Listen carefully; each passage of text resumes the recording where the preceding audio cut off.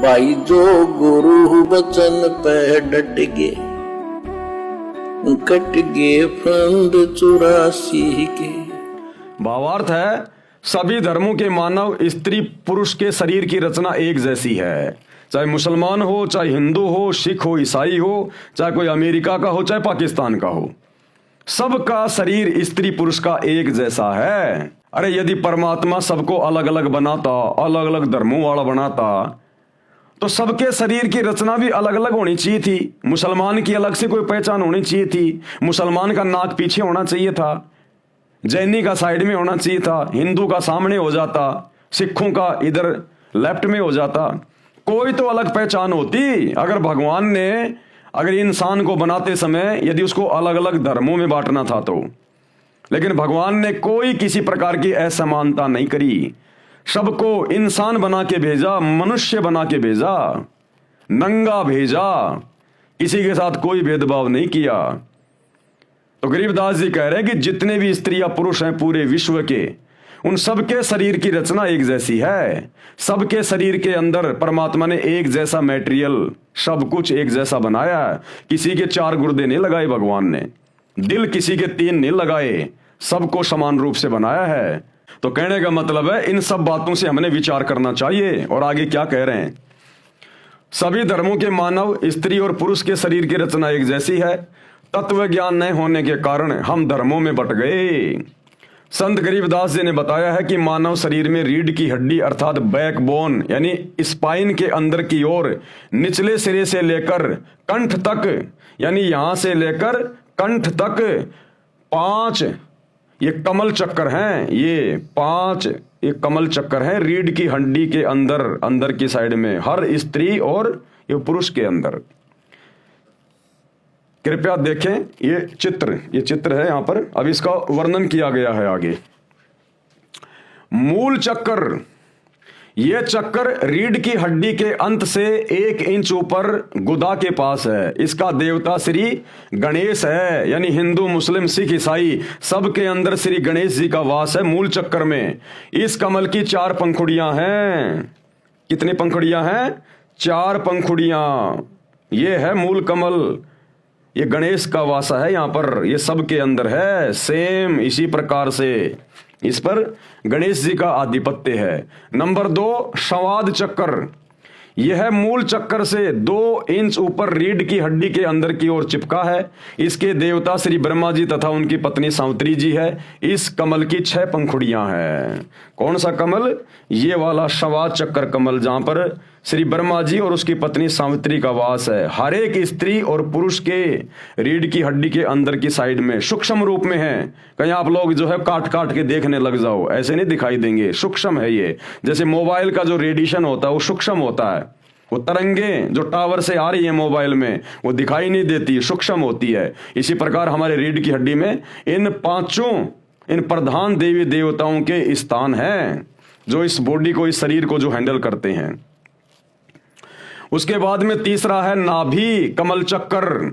यह नाभि के सामने उसी रीढ़ की हड्डी के साथ चिपका है। इसके देवता श्री विष्णु जी तथा उनकी पत्नी लक्ष्मी जी हैं। इस कमल की 8 पंखुड़ियां हैं।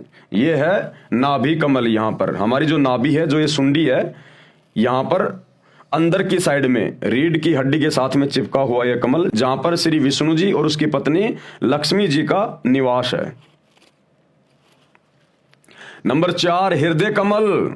ये कमल सीने में बने दोनों स्तनों के मध्य में रीढ़ की हड्डी के साथ चिपका है। इसके देवता श्री शिव जी तथा उनकी पत्नी पार्वती जी हैं। इस कमल की 12 पंखुड़ियां हैं। ये है हृदय कमल, जहां पर श्री शंकर जी और पार्वती जी निवास करती हैं हर एक स्त्री और पुरुष के शरीर में, चाहे हिंदू हो चाहे मुसलमान हो। कंठ कमल 5वां कमल है कंठ कमल।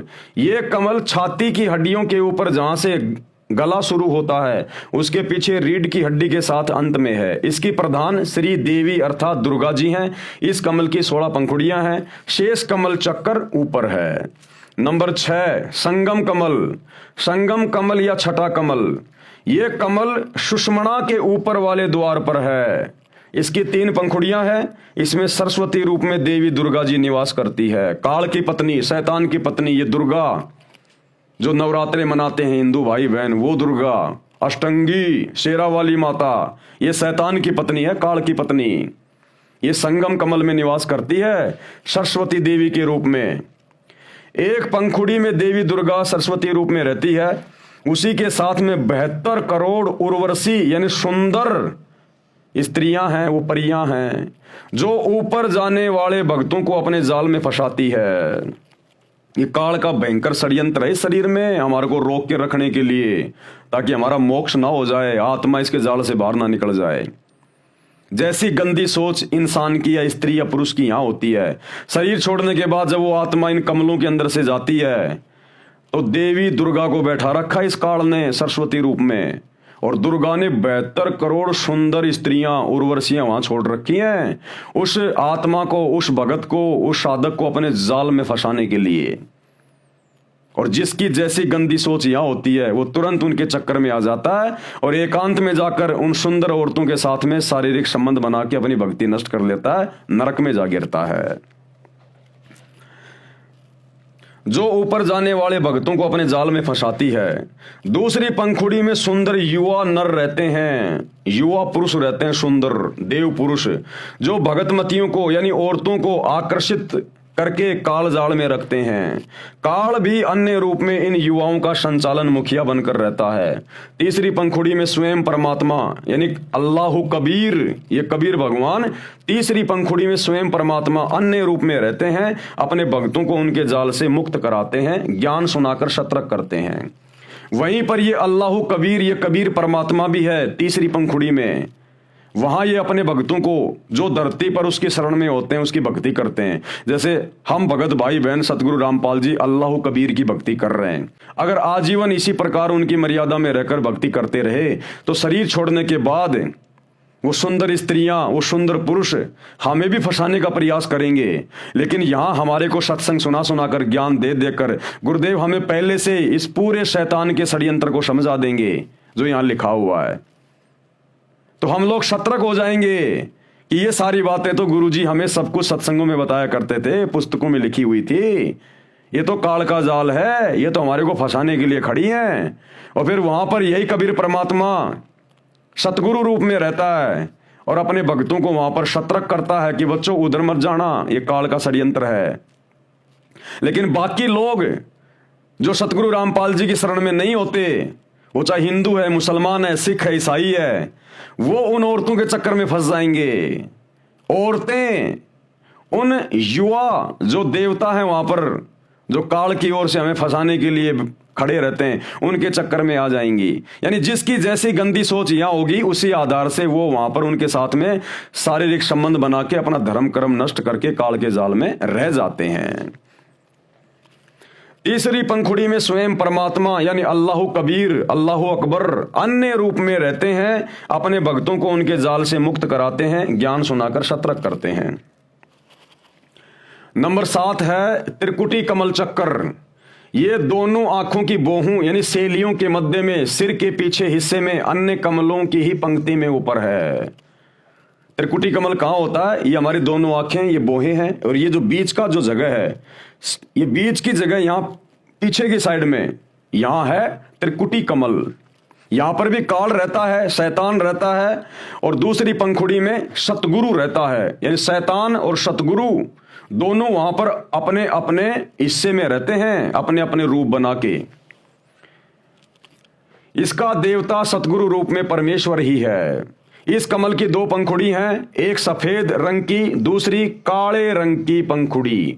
सफेद पंखुड़ी में सतगुरु रूप में सत्य पुरुष का निवास है, यानी अल्लाह कबीर का निवास है, और काली पंखुड़ी में नकली सतगुरु रूप में काल निरंजन यानी शैतान का वास है। नंबर 8 सहस्त्र कमल चक्र दल। ये कमल सिर के मध्य भाग से 2 उंगल नीचे अन्य कमलों की ही पंक्ति में है। यानी आप और हमारा जो सिर है, चाहे हिंदू हो चाहे मुसलमान हो, जहां पर ये चोटी रखने की जगह होती है ना, इससे 2 उंगल नीचे है ये सहस्त्र कमल चक्र, जो कि काल का है। हिंदू धर्म के व्यक्ति सिर पर बालों की चोटी रखते हैं, कुछ अब भी रखते हैं। इसके नीचे वह सहस्त्र कमल दल है। इसका देवता ब्रह्म है। ब्रह्म यानी ये काल, शैतान, इसको ब्रह्म भी कहते हैं।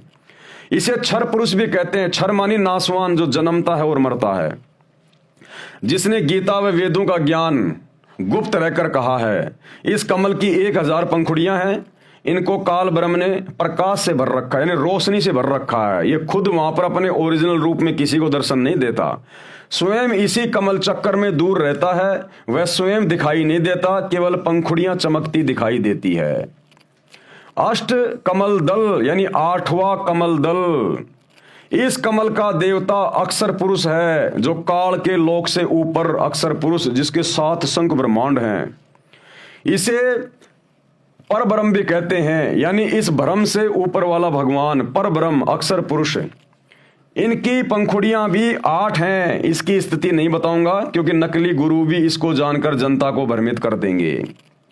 9 शंख कमल दल, इस कमल में पूर्ण ब्रह्म अर्थात परम अक्षर ब्रह्म का निवास है, यानी सत्य पुरुष का निवास है, अल्लाह कबीर का निवास है इस 9वें कमल में। हमारे शरीर में सबसे ऊपर सबसे बड़ा भगवान।